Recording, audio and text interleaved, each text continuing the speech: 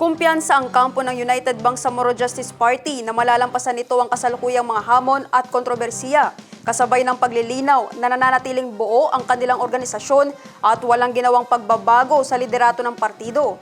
Ang News Now sa report. Sinabi ni MILF Information Committee Head Engineer Muhajirin Ali na karapatan ng sinuman na magsampa ng reklamo sa mga institusyon gaya ng Commission on Elections at Korte Suprema. Ngunit hindi ito nangangahulugang may kahinaan ng kanilang panig.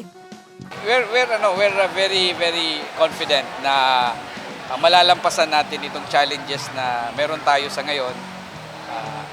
Karapatan ho ng bawat isa na dumulog. Halimbawa kung may mga ganyang klaseng complaint, for instance, no, hindi ho natin yan pwedeng mahualan dahil it's a constitutional right kung ika nga, no, sa bagay na yan, whether sa Supreme Court man o sa COMELEC, bawat citizen ng Pilipinas ay may karapatan na dumulog sa mga institusyong ito.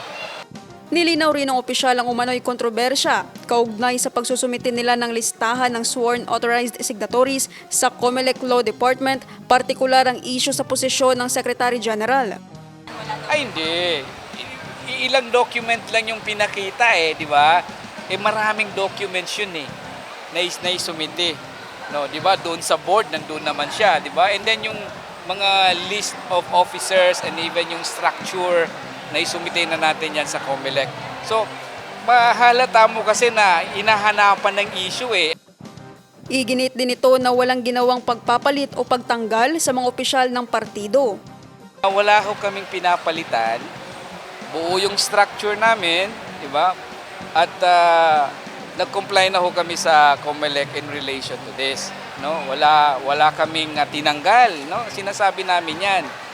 Pwera na lang kung voluntary na umalis, halimbawa, or officially na nag-resign. Ibang usapan yon, di ba?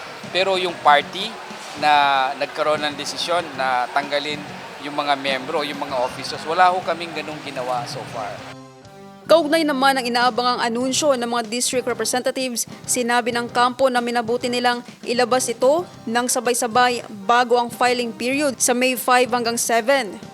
Minabuti ho namin na i-package na lang ng buo yun. Kasi next week pa naman yung filing di ba? So iilan doon kasi inaayos namin, for instance. So hintayin na lang natin kasi next week na yan. 5, 6, and 7, malalaman na natin kung sino-sino yung mga district candidates ng bawat partido. Sa usapin naman ng liderato, muling pinagtibay ng kampo na nananatili sa pwesto ang kanilang Secretary General Abdul Rauf Makakuwa na kasalukuyang Chief Minister ng Bangsamoro. Siya pa rin po ang Secretary General ng United Bangsamoro Justice Party.